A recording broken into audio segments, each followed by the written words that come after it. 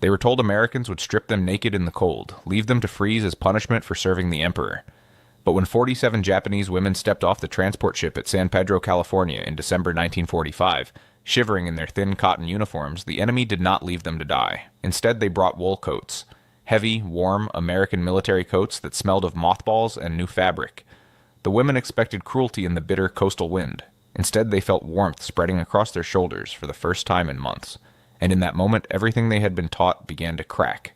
If you want to hear more true stories from World War II that reveal the human side of history, make sure to like this video and subscribe to our channel. These stories deserve to be remembered. December wind cut through the harbor like a knife. The women stood on the deck of the USS transport ship, watching the California coast emerge from the morning fog. They wore the same uniforms they had been captured in months earlier. Thin cotton blouses, gray skirts that fell below the knee, and cloth shoes that were never meant for winter. Some were nurses who attended wounded soldiers in field hospitals across the Pacific. Others were radio operators, secretaries, or translators who had worked in military offices from Tokyo to Manila. A few had been teachers at military schools, training young pilots in navigation. Their faces were hollow, cheekbones sharp beneath pale skin. Hair that had once been carefully pinned now hung loose and unwashed. Dirt lined their fingernails. The smell of unwashed bodies and salt water clung to them after weeks at sea. They ranged in age from 19 to 43, though the war had aged them all beyond their years. As the ship docked, they could see the port bustling with activity. Cranes lifted cargo containers. Trucks rumbled past warehouses. American sailors moved with purpose, their winter coats thick and dark against the gray sky. The women watched all of this through eyes dulled by exhaustion and fear. They had been told that America was a land of barbarians, that American soldiers showed no mercy, especially to women who had served the Japanese military. Yuki, a 24-year-old former radio operator from Osaka, stood near the railing. She pulled her thin jacket tighter, but it did nothing against the cold. Her hands were red and raw, her lips cracked and bleeding. She remembered the instructions given during their final briefing in Tokyo. If captured, expect no quarter. The Americans will not follow the rules of war with women. They will humiliate you, harm you, leave you to die. The gangway rattled as they descended. Each step echoed with a hollow metal clang. The wind picked up as they reached the dock, and several women stumbled, weak from the journey. One dropped to her knees, and 2 others helped her stand. American guards watched but did not intervene, their faces unreadable beneath their helmets. What hit them first was the smell. Not the expected stench of a prison camp, but something else entirely. Coffee. Fresh, strong coffee brewing somewhere nearby. The scent drifted across the dock, rich and foreign. Most of the women had never smelled real coffee before, only the bitter substitutes made from roasted grains that passed for coffee in wartime Japan. The smell was overwhelming, almost offensive in its richness. Then came the sounds, English commands, but spoken without the shouting they expected. Truck engines idling, the distant whistle of a train, seagulls crying overhead, and something else, laughter. American soldiers were laughing somewhere in the distance, their voices casual and light. It seemed impossible. This was supposed to be the face of the enemy, yet everything felt strangely normal, almost peaceful. The visual contrast was stark. They had come from a Japan reduced to rubble, cities flattened by firebombing, where survivors lived in makeshift shelters and children begged for rice. Here buildings stood intact, cars moved freely, people walked without the haunted look of the bombed. The abundance was almost obscene, the cold bit deeper. Yuki's whole body shook now, teeth chattering so hard it hurt her jaw. Around her, other women hugged themselves, desperate for warmth that would not come. Their thin clothes were useless. One woman, a former nurse named Keiko who was 38 and had gray streaking through her black hair, wrapped her arms around a younger girl who looked ready to collapse. They stood in formation on the dock, lined up as instructed, their bodies rigid despite the shaking. Waiting. The Americans seemed to be organizing something, consulting clipboards, speaking into radios. The women exchanged glances but did not speak. Fear kept them silent. Fear of punishment, fear of what came next, fear of the unknown that stretched before them like the gray Pacific they had just crossed. Then something unexpected happened. A truck pulled up nearby and American soldiers began unloading boxes, large wooden crates with English writing on the sides. The women watched, confused. Were these weapons? Supplies? What did the Americans need to unload before processing their prisoners? An officer approached, a woman in an American military uniform. This surprised them. They had heard rumors of women in the American forces, but seeing one in person was startling. She was tall, with blonde hair pulled back under her cap, and she moved with authority. She spoke in English to the guards, then turned to the Japanese women. Through an interpreter, she said something that made no sense at first. The women were to receive winter clothing before transport to the camp. They would be issued coats. Coats. The word seemed impossible. Yuki looked at the other women, seeing her own confusion reflected in their faces. This had to be a trick. Perhaps they would be given rags, or perhaps this was some elaborate form of mockery before the real punishment began. The soldiers opened the crates and began pulling out coats. Real coats. Heavy wool military coats in olive drab, the kind American soldiers wore. They were clean, some still had tags attached. The soldiers approached the line of shivering women and began handing them out one by one. When the first woman received her coat, she stood frozen, holding it in her hands as if it might disappear. The soldier gestured for her to put it on. Slowly, uncertainly, she slipped her arms through the sleeves. The coat was too big, hanging past her hips, the sleeves covering her hands. But it was warm. Immediately. Wonderfully warm. Yuki was next. A young American soldier, he could not have been older than 20, held out a coat to her. She hesitated, then reached out with shaking hands. The wool was thick and heavy, heavier than anything she had worn in years. It smelled of mothballs and something else, something clean and new. She put it on, and the weight of it settled on her shoulders like an embrace. Warmth. After months of cold, after weeks at sea shivering in thin cotton, the sudden warmth was overwhelming. Her eyes filled with tears before she could stop them. She looked down embarrassed, but around her other women were crying too. Some silently, tears streaming down their faces. Others openly, shoulders shaking with sobs. The Americans stood back, some looking uncomfortable with the emotional display, others simply watching quietly. They did not mock, they did not laugh. They simply waited as each woman received her coat, and the reality of warmth settled over the group. This was not what they had been told to expect. This was not cruelty. This was not the face of an enemy who showed no mercy.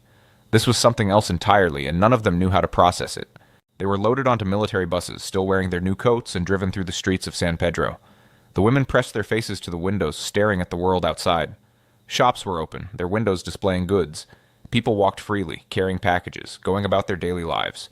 Children played in yards, cars filled the streets. It was a vision from another world, one untouched by the total war that had consumed their homeland. The bus turned inland, heading toward the desert.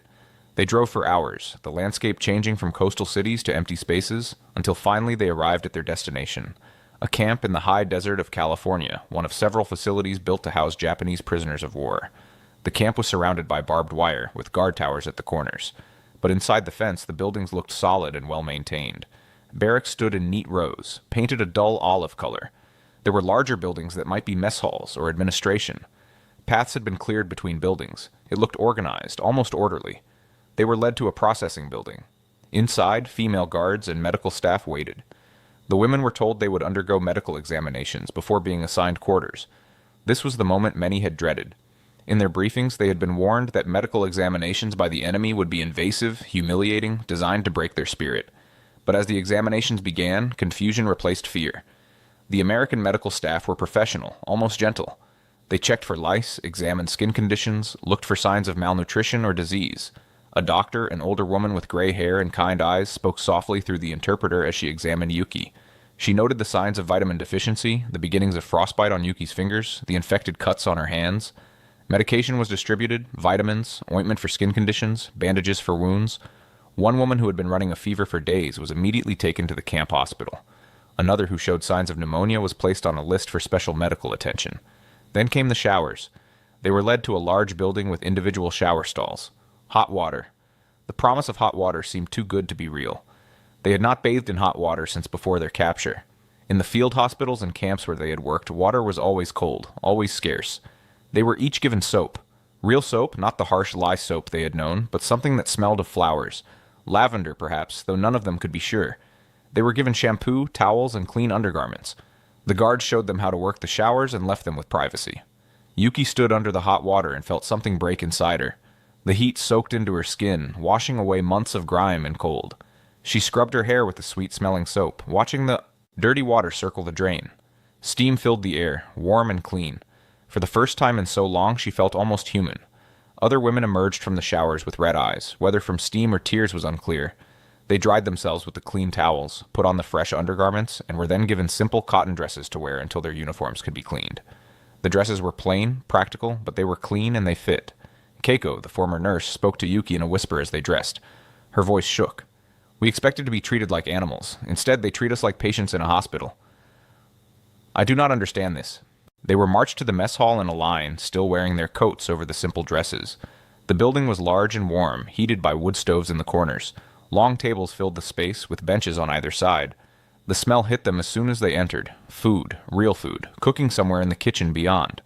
They lined up at a serving counter, just like in military mess halls back home, except the portions were different. A cook, a large American man with a stained apron, scooped food onto metal trays, mashed potatoes, white and steaming, green beans, slices of bread with butter, and meat. Actual meat, beef stew with chunks of potato and carrot in a thick brown gravy. Yuki accepted her tray with shaking hands. The plate was full, more food than she had seen on a single plate in years. In Japan near the end of the war, rations had been reduced to a handful of rice and some pickled vegetables if you were lucky. Many people were starving.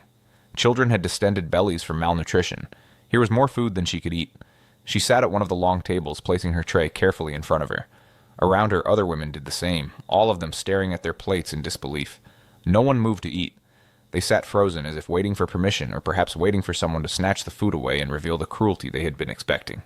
An American guard, an older sergeant with gray at his temples, gestured for them to eat. Through the interpreter, he said simply, "The food is yours. Eat." Slowly, hesitantly, Yuki picked up her fork. She scooped up a bit of mashed potato and brought it to her mouth. The taste was overwhelming. Butter and salt and the rich flavor of real potatoes, not the sawdust extended substitutes she had known. She swallowed and felt tears spring to her eyes again. Around the table, other women were eating now, some quickly, some slowly, but all with the same expression of shocked disbelief. A young woman across from Yuki, she could not have been more than 20, began to cry openly as she ate, tears streaming down her face, mixing with the gravy on her plate. Keiko, sitting beside Yuki, ate methodically as if performing a duty. When she finished her plate, she set down her fork and spoke quietly. "My husband wrote to me before I was captured. He said the family was eating grass soup. The children cried from hunger. And here I sit, eating beef stew in the enemy's prison. The guilt was crushing. To be fed while their families starved. To be warm while their countrymen froze in ruins. To be shown mercy by those they had been taught to hate, while their own leaders had abandoned them to this fate. The contradictions piled up, heavy as stones. Some women could not finish their plates. Their stomachs, shrunken from months of poor rations, could not handle the rich food. Others cleaned every bite as if afraid it might be their last meal. A few tucked pieces of bread into their pockets, hoarding. Food from old habit, unable to believe that more would come tomorrow. The Americans watched from the edges of the room, but did not comment. When the women finished, they were shown how to clear their trays, stacking them on a counter where camp workers would wash them. Even this simple act felt strange. In every military facility they had known, prisoners did all the labor. Here, Americans did some of the work themselves. After the meal, they were taken to their barracks. The building was simple but solid, wood-framed with a sloped roof. Inside, rows of beds lined the walls, each with a thin mattress, sheets, a wool blanket, and a pillow. At the foot of each bed was a small footlocker for personal belongings. The women entered slowly, looking around with wide eyes. This was to be their prison? These beds with real mattresses and clean sheets? Heat came from a wood stove in the center of the room, already lit and radiating warmth. Small windows lined the walls, and though they were barred, they let in light. Each woman was assigned a bed. Yuki found hers near the middle of the room, between a window and the stove. She sat on the edge of the mattress, testing it. It was firm but not uncomfortable. Clean sheets with the faint smell of soap, a wool blanket, heavy and warm. She ran her hand over the fabric, unable to believe it was real. They were told the rules through the interpreter. Wake at 6 in the morning. Breakfast at 7. Work assignments would be given after a few days of rest. Lights out at 9 in the evening. They could write letters home, though the letters would be censored. They could receive packages from the Red Cross. They were to treat the guards with respect and follow instructions. That was it. No threats, no warnings of punishment, no descriptions of torture for disobedience. Just simple rules for daily life in the camp. As the day faded into evening, the women prepared for their first night in captivity. Some unpacked the few belongings they had managed to keep. Others simply sat on their beds, staring at nothing, trying to process the day. A few whispered to each other in small groups, their voices low and uncertain. Yuki lay down on her bed as darkness fell outside. The blanket was heavy and warm. Through the window she could see stars appearing in the desert sky, bright and cold. She thought of her family in Osaka, wondered if they were alive, if the house still stood, if they had enough food to survive the winter. Around her, the sounds of the barracks settled into a rhythm. Quiet breathing, the occasional sigh or sob, the crackle of the wood stove. Outside, the wind moved across the desert, carrying with it the sounds of the camp at night, guards making their rounds, a radio playing somewhere in the distance, the normal sounds of life continuing. She closed her eyes and felt the weight of the coat she still wore, the wool blanket covering her, the solid mattress beneath her back. She was warm, she was fed, she was safe. In this realization, more than anything else that had happened that day, filled her with a confusion so deep it felt like drowning. If the enemy could show such unexpected humanity, what other truths had been hidden from them? What else had they been wrong about? The days developed a rhythm. Wake at 6 to the sound of a bell ringing across the camp. Morning light would filter through the barred windows, and the women would rise from their beds, still amazed each morning to find themselves warm and rested. They would dress in the simple cotton work clothes provided by the Americans, then line up for roll call in the yard. Breakfast came at 7. The mess hall would fill with the smell of oatmeal, or sometimes scrambled eggs, or on special days, pancakes with syrup. Coffee was always available, that rich American coffee that still seemed almost too strong to drink. They learned to add milk and sugar, watching the American guards to see how it was done. After a week of rest to recover from the journey, work assignments began. The women were divided into groups based on their skills and health. Some worked in the camp laundry, washing uniforms and linens. Others worked in the kitchens, preparing food alongside American staff. A few with medical training were assigned to the camp hospital as assistants. Those who could sew worked in a repair shop, mending uniforms and fixing torn equipment. Yuki was assigned to the camp library. There was an actual library, a small building filled with books in English, where American soldiers came to read during their off hours. Her job was to keep the books organized, clean the shelves, and help manage the lending system. It was light work, almost pleasant, a far cry from the hard labor she had expected. The work was paid. This shocked them all. At the end of each week, they received camp scrip, a form of currency that could only be used in the camp canteen. The amounts were small, but they were paid for their labor nonetheless. In Japanese military facilities, prisoners received nothing. Here they earned money. The canteen became a source of both wonder and guilt. It was a small shop that sold items beyond basic necessities. Chocolate bars, cigarettes, writing paper and pens, small toiletries, even magazines and newspapers in English. The women would stand in front of the shelves, staring at the abundance and trying to decide if they should spend their earnings. The first time Yuki bought a chocolate bar with her own money, she felt sick with guilt. The chocolate was smooth and sweet, better than anything she had tasted in years. But as it melted on her tongue, she thought of children in Osaka eating grass to survive. How could she enjoy this when they suffered? Meals continued to be regular and substantial. 3 times a day they ate more than they had eaten in months. Lunch might be sandwiches with real meat and cheese. Dinner could be roasted chicken with vegetables, or sometimes fish, or occasionally even steak. The portions were generous. No one went hungry. The women began to gain weight. Faces filled out. Hair regained its shine. Skin cleared. Bodies that had been worn down by deprivation started to recover. They could see the change in each other, and it was both a relief and a source of deep shame. They were healing while their homeland bled. Letters from home began to arrive, filtered through the Red Cross and heavily censored. The news they contained was devastating. Cities were in ruins. Food was scarce. Families were struggling to survive. One woman received word that her younger brother had died of starvation. Another learned that her parents' house had been destroyed in the firebombing, and they were living in a shelter with dozens of other displaced families. Keiko got a letter from her husband, who had been working in a factory in Tokyo.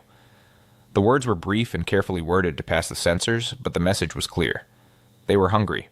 The children were sick. He asked if she had any way to send food or medicine. She read the letter 3 times, then folded it carefully and placed it in her footlocker. That night she did not eat dinner. The contrast between their situation and that of their families became the central torment of their captivity. Every meal was a reminder. Every warm blanket, every bar of soap, every moment of comfort was shadowed by the knowledge that those they loved had none of these things. Some women tried to save their food, sneaking pieces of bread or fruit from the mess hall to hoard in their lockers. The Americans noticed but said nothing for a while. Eventually, a guard gently explained through the interpreter that there was no need to hoard. There would be food tomorrow, and the day after, and the day after that. The food would not run out. This promise seemed impossible. How could they trust it? They had lived through years of rationing, of constant hunger, of never knowing if tomorrow would bring food or just more empty promises. Yet day after day the meals came. Regular as clockwork, substantial and warm. They observed the Americans closely, trying to understand this strange enemy. The guards were mostly polite, if distant. They followed rules and procedures but were not cruel. Some even showed small kindnesses. One guard named Sarah, a woman in her 30s with red hair, would occasionally bring magazines to the barracks and leave them for the women to look at, even though they could not read English. The pictures alone were fascinating. American life, captured in glossy photographs. The abundance of America became more apparent the longer they stayed. They saw trucks delivering fresh food to the camp multiple times a week. They watched as supplies arrived in quantities that would have fed a small Japanese town. They overheard conversations between guards about trivial concerns, complaints about the quality of coffee or the temperature of the barracks, problems that seemed absurdly minor compared to the struggles of survival they had known. One day, a package from the Red Cross arrived for Yuki. Inside were basic supplies: toothpaste, a toothbrush, soap, a small comb, and a few pieces of candy. She sat on her bed staring at these simple items and felt tears well up. These small things, these basic necessities, would have been treasures. In Japan, here they were given away to prisoners. As weeks turned into months, small interactions with Americans began to chip away at the wall of propaganda that had been built in their minds. These moments were brief, often insignificant, but they accumulated like drops of water wearing away stone. One morning, Yuki dropped a book while shelving in the library. It fell open and a photograph slipped out. She picked it up and saw an American soldier in uniform, smiling at the camera, his arm around a young woman in a pretty dress. On the back, someone had written, "To Johnny, with all my love, Mary." She studied the photograph. Johnny looked happy, carefree, like any young man in love. Mary was beautiful, her smile genuine. They could have been any couple anywhere in the world. They could have been Japanese if not for their features and clothes. The realization struck her suddenly. These were people, just people, with families and loved ones and hopes for the future. She put the photograph back in the book and returned it to the shelf. But the image stayed with her. Another day, Keiko was working in the hospital when an American soldier was brought in with a bad case of influenza. She helped the doctor care for him, bringing water, changing cold compresses, monitoring his fever. The soldier was young, barely 19, and he was frightened. In his delirium, he called for his mother. Keiko sat with him when the doctor was busy with other patients. She could not speak English, but she cooled his fever and made sure he was comfortable. When he finally woke, his fever broken, he looked at her with confused but grateful eyes. He said something she did not understand, but the meaning was clear. "Thank you." She nodded and returned to her work. But that night she lay awake thinking about the boy calling for his mother, and she realized that he was someone's son, just as her own sons were someone's children. The lines between enemy and human were blurring. Small acts of unexpected kindness continued. A guard named Tom, a middle-aged man with a gentle manner, began teaching simple English phrases to the women during his rounds. "Hello. Thank you. Please. Good morning." The women practiced hesitantly, their tongues awkward around the foreign sounds. He was patient, correcting pronunciation with gestures and encouragement. One evening, Sarah the guard brought her guitar to the barracks and played American folk songs. The women sat on their beds listening to the strange melodies, not understanding the words but moved by the music nonetheless. One woman, a former music teacher, began to hum along, finding the harmony. Sarah smiled and played more. These moments did not erase the reality of their captivity. They were still prisoners, still confined behind wire, still separated from their families and homeland. But the moments added up, creating cracks in the certainty they had carried, the absolute belief that the Americans were monsters incapable of humanity. The women began to talk more openly among themselves about these contradictions. Late at night, after lights out, whispered conversations would circulate through the barracks. "Did you see how the guard helped lift that heavy box? Did you notice that they eat the same food we do? Did you hear that American soldier thanking us for our work?" Not everyone adjusted at the same pace. Some women remained distrustful, convinced that this treatment was temporary, that cruelty would eventually reveal itself. Others began to relax into the routine, accepting their situation. A few felt profound guilt at every moment of comfort. Yuki found herself somewhere in the middle, neither fully trusting nor fully at ease, but unable to deny the evidence before her eyes. The Americans were not perfect. Some guards were cold or indifferent. Rules could be strict, but there was no systematic cruelty, no torture, no deliberate starvation, just the ordinary operation of a POW camp run according to the Geneva Conventions. The real battle was not with the Americans, it was with themselves. Every day presented a new challenge to everything they had been taught, every belief they had held about the enemy, about their own nation, about the nature of the war itself. Yuki began keeping a journal, writing in Japanese in a small notebook she bought from the canteen.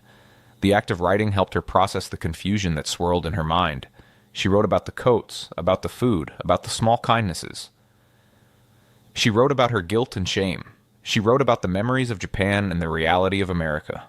One entry read, "We were told they were devils in human form, that they delighted in cruelty, that they would show us no mercy because we are women who serve the emperor. But I have been here for 2 months now, and I have seen no devils. I have seen men and women doing their jobs. I have seen kindness where I expected hatred. What does this mean? Were we lied to, or are these Americans unusual? I do not know what to believe anymore. The propaganda they had been fed was detailed and specific. Americans were described as ruthless, violent, lacking in culture or refinement. They were said to treat women as property, to have no concept of honor, to be motivated purely by greed and barbarism. Yet the reality was so different from these descriptions that the disconnect was painful. Keiko struggled with questions of loyalty. She had served as a nurse in military hospitals, caring for wounded soldiers who were fighting what they believed was a righteous war. She had believed in the cause, or at least in her duty to serve. Now that certainty was shaken. If the enemy was capable of mercy, if Americans could show humanity, then what had the war been for? What had all the suffering meant? She spoke about this one night with Yuki and a few other women. Her voice was low, barely above a whisper, as if speaking the thoughts aloud might make them more real, more dangerous. I keep thinking about the boys I treated. They died believing they were heroes, believing the Emperor needed their sacrifice. But if we were wrong about the Americans, what else were we wrong about? The question hung in the air, unanswered because there was no good answer. To admit they had been wrong was to admit that the sacrifices had been meaningless, that the suffering had been for nothing. It was too painful to fully accept. Some women dealt with the cognitive dissonance by retreating into ritual and tradition. They maintained Japanese customs in the barracks, bowing to each other, observing formalities, speaking only Japanese among themselves. It was a way to hold on to their identity in a place that challenged everything they knew. Debates arose in the barracks, conversations that would have been unthinkable months earlier.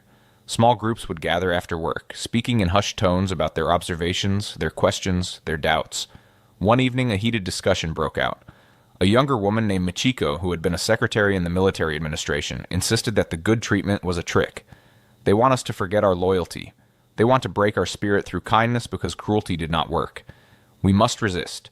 We must remember who we are. An older woman named Sato, a former teacher, disagreed. Resist what? Warm coats? Hot food? Medical care? Are we supposed to prefer suffering because it confirms what we were told? Perhaps we should consider that we were wrong. Perhaps the propaganda was the lie, not this kindness. The conversation grew intense, voices rising until someone reminded them that the guards might hear. They fell silent then, but the questions remained. Different women processed the experience in different ways. Some held firm to their original beliefs, seeing the good treatment as an anomaly that did not represent the true nature of Americans. Others began a slow shift in their thinking, carefully reconsidering what they had been taught. Generational differences emerged. Younger women who had grown up during the militarization of Japan found it harder to question the propaganda. They had known nothing else. Older women who remembered life before the war sometimes found it easier to see the contradictions. Rank also played a role. Those who had held positions of responsibility in the military felt a greater burden of loyalty. To question now seemed like betrayal of the soldiers they had served alongside. Lower-ranking women felt less personal investment in the military ideology and could be more open to reconsidering. Yuki found herself part of a small group that met regularly to talk about these things. They called themselves nothing, had no formal organization, but they shared a need to process what was happening to them. The group included Keiko, Sato, and 3 other women of varying ages and backgrounds. One night, Sato posed a question that changed something fundamental in Yuki's thinking. She asked, if they are capable of this mercy toward us, their enemies, what does that say about the capacity for mercy in all humans? Are we not also capable of it? And if we are, why did our leaders choose cruelty instead? The question opened a door in Yuki's mind. She began to think about the treatment of prisoners in Japanese camps, stories she had heard but never questioned. She thought about the harsh discipline in Japanese military culture, the rigid hierarchy, the constant emphasis on sacrifice and suffering as virtues. She thought about how different it was from what she saw here. The turning point came in the spring, 6 months into their captivity. A group of American women from a nearby town came to the camp to donate supplies and conduct what they called a cultural exchange program. They brought books, crafts, and a genuine curiosity about Japanese culture.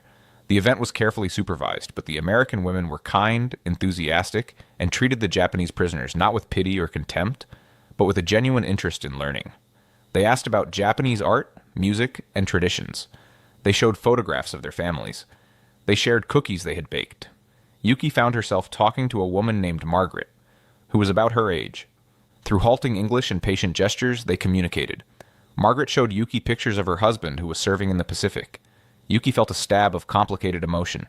This man might have fought against Japanese soldiers. He might have killed someone Yuki knew. Yet here was his wife, showing her his photograph with love and pride. Margaret asked through the interpreter about Yuki's family. Yuki told her about her parents in Osaka, about her worry for their safety. Margaret's eyes filled with sympathy. War is terrible for everyone, she said simply. I pray your family is safe. That simple statement, that genuine compassion from someone who should have been an enemy, broke something in Yuki. She excused herself and walked back to the barracks, her mind reeling.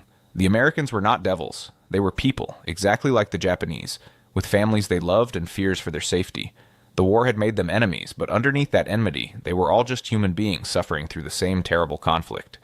That night she wrote in her journal with shaking hands, I understand now. The cruelty was never in their nature. It was in the war itself, in the propaganda that taught us to hate, in the systems that turned human beings into enemies. The Americans show us mercy because they see us as people, and by seeing us this way, they force us to see them as people too. This is the most powerful weapon they have. Not their bombs or their planes, but their refusal to dehumanize their enemies completely. She paused, then added, "But if this is true, then what does it mean that we were taught to dehumanize them? What does it say about our leaders that they needed us to see Americans as monsters in order to fight them? I am afraid of the answers to these questions." The recognition spread through the barracks like a slow tide. Not all at once, not uniformly, but gradually, more and more women began to accept what they were experiencing.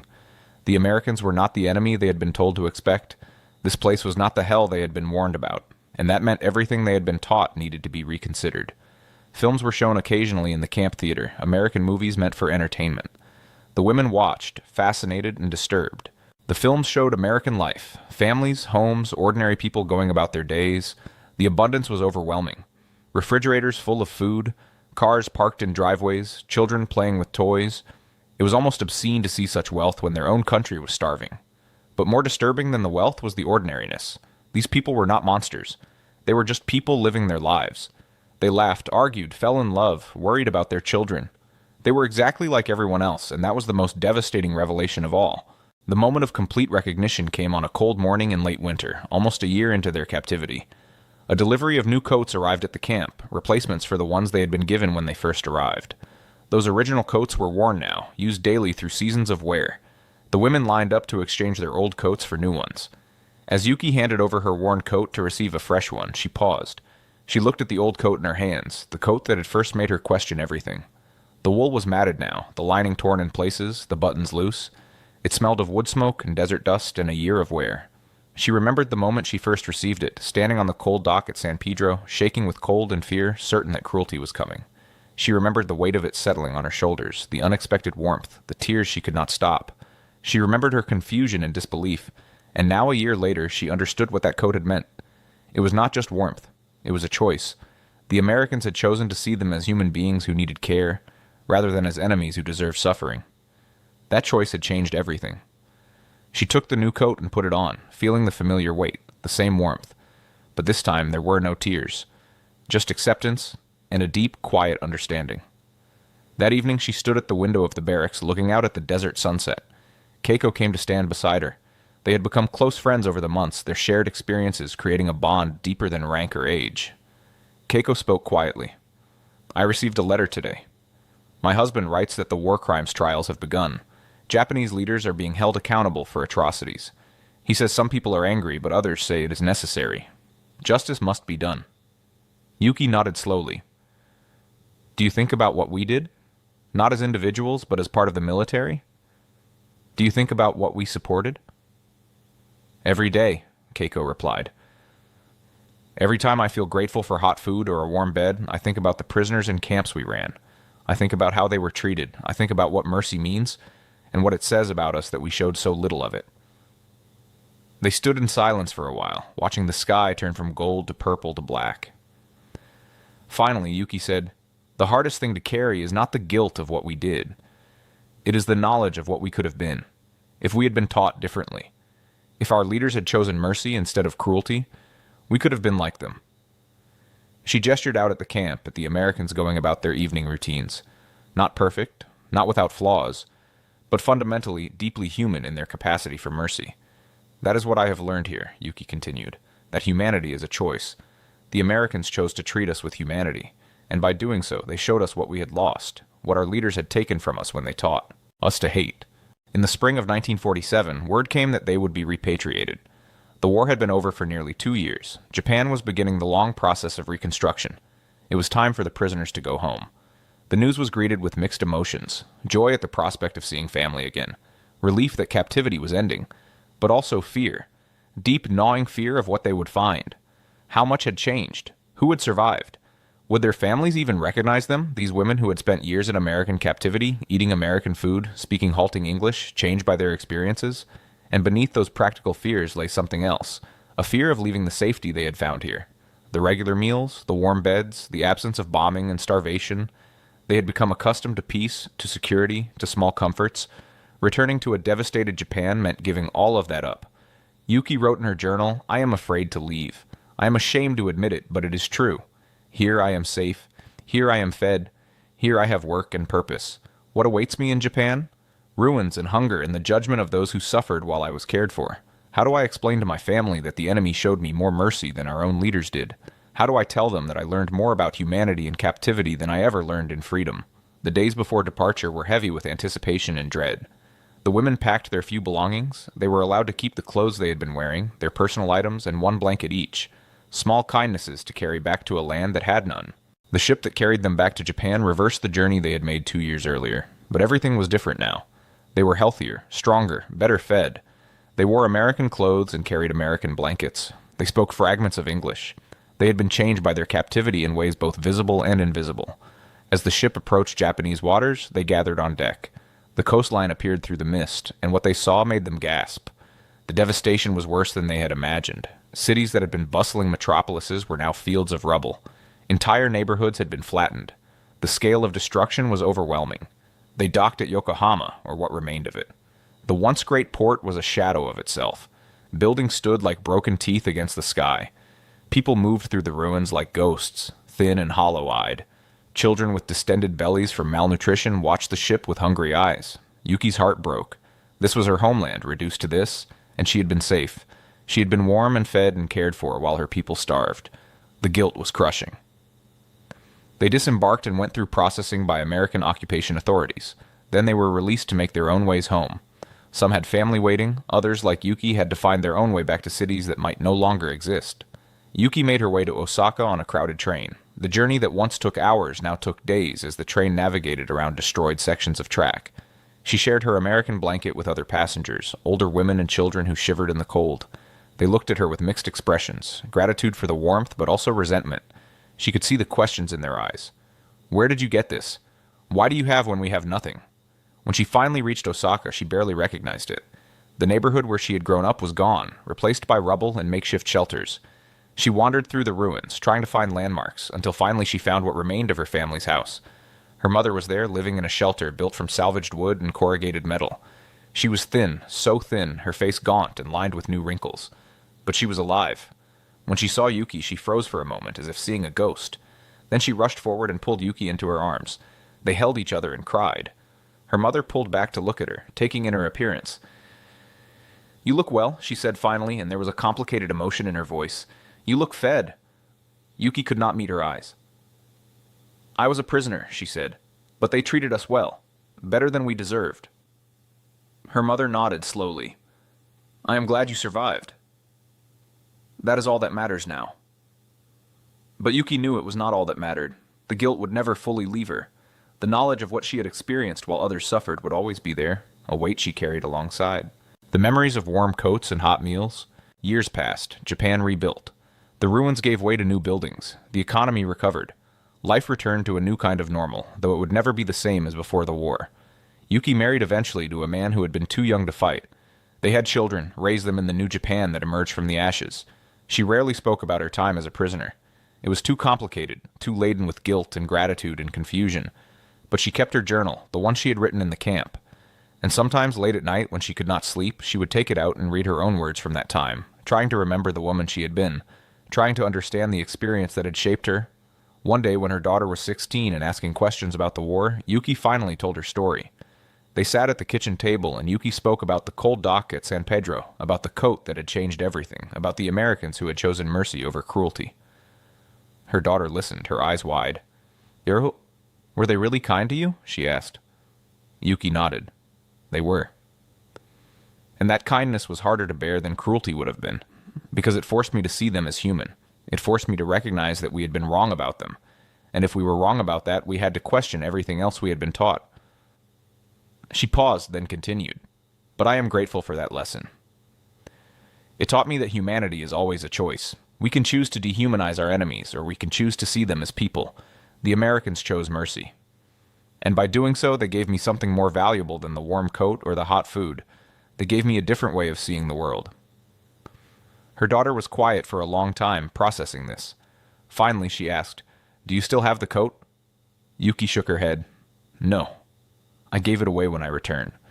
A woman in our neighborhood needed it more than I did. But I remember it. I remember exactly how it felt. The weight of it, the warmth, the smell of the wool. I remember what it meant. Years later, when Yuki was old and her children had children of their own, she was interviewed by a historian studying the experiences of Japanese women during the war. She spoke about her time in the American POW camp, about the treatment they received, about how it changed her understanding of the world. The historian asked her, "What do you think was the most important lesson you learned from that experience?" Yuki thought for a long moment, her old hands wrapped around a cup of tea. Then she said, "I learned that mercy is more powerful than cruelty. Cruelty makes enemies hate you, but mercy makes them question everything. It breaks down walls that violence only makes higher. The Americans could have treated us terribly. They had every right to, by the standards of war. But they chose not to. And that choice changed me forever." She smiled slightly, a sad smile full of memory. They say kindness costs nothing. But that is not true. Kindness costs everything. It costs certainty. It costs the comfort of hatred. It costs the simple story of good and evil. The Americans gave us coats when we expected cruelty. And with those coats they gave us the most devastating gift of all, the truth. And so the winter coats became more than just pieces of wool and fabric. They became symbols of a choice that rippled through decades, through generations, through the lives of women who learned that the enemy could be human, that mercy could be more devastating than cruelty, that humanity was always, always a choice. For those 47 Japanese women who stepped off a ship on a cold December morning in 1945, shaking in their thin uniforms, the coats were the first crack in a wall of propaganda and hatred. They expected suffering and received care. They expected cruelty and received mercy. And in that gap between expectation and reality, something fundamental shifted. The weight of a warm coat on cold shoulders taught them what years of military training had hidden. That enemies are made, not born. That humanity persists even in war.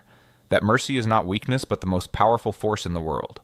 As Yuki told her granddaughter many years later, her voice soft with age but still clear with conviction, "The coat kept me warm for one winter, but what it taught me warmed my heart for the rest of my life. It taught me that we are all human, all capable of cruelty and kindness, and the choice between them defines us more than nationality or ideology ever could. And that is the story worth remembering. Not because it is comfortable, but because it is true. War creates enemies, but humanity persists in the most unexpected places, in the most unexpected forms. Sometimes it comes in the shape of a winter coat, offered by the enemy's hand to a shivering prisoner, carrying with it a message more powerful than any weapon. We see you. We recognize your humanity. We choose mercy."